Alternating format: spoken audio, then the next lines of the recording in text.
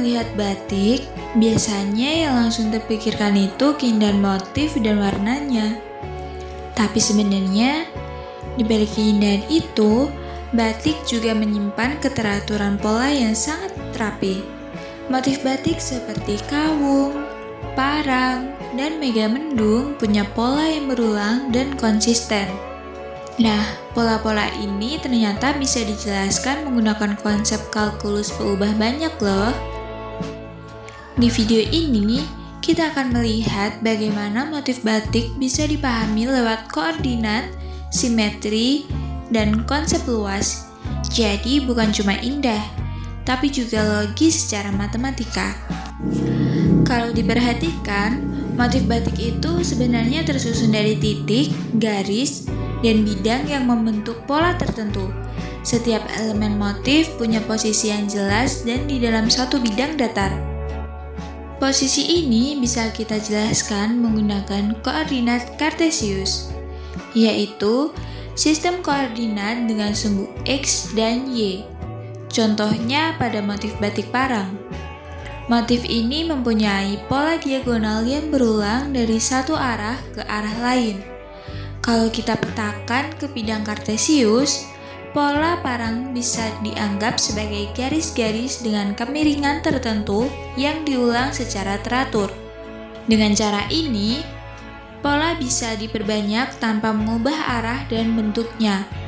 Ini menunjukkan kalau motif batik itu disusun secara terstruktur dan geometris, bukan asal menggambar.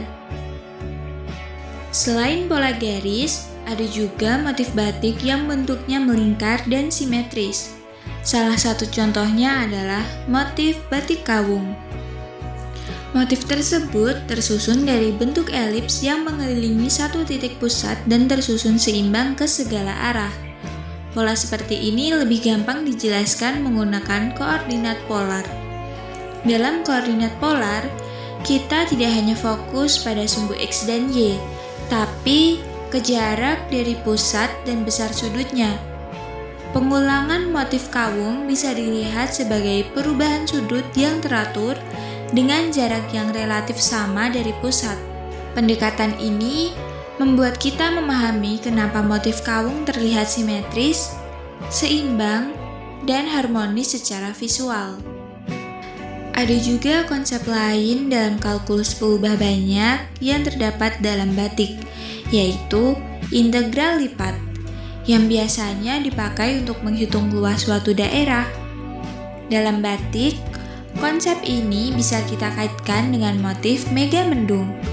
Motif ini mempunyai bentuk awan yang berlapis-lapis dengan bidang yang cukup kompleks. Integral lipat membantu menjelaskan bagaimana luas tiap lapisan motif bisa diatur supaya tetap seimbang. Kalau pembagian luasnya pas, motif megamendung terlihat dinamis tapi tetap nyaman untuk dilihat.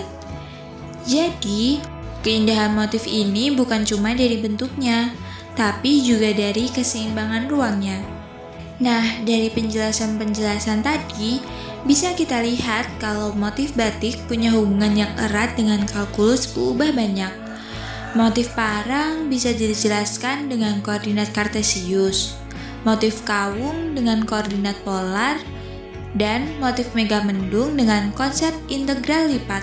Hal ini membuktikan bahwa batik bukan cuma karya seni budaya, tetapi juga hasil dari keteraturan matematis yang rapi dan terstruktur. Dengan memahami hubungan ini, kita bisa mengapresiasi batik bukan hanya sebagai seni, tapi juga sebagai wujud penerapan ilmu pengetahuan dalam budaya di Indonesia.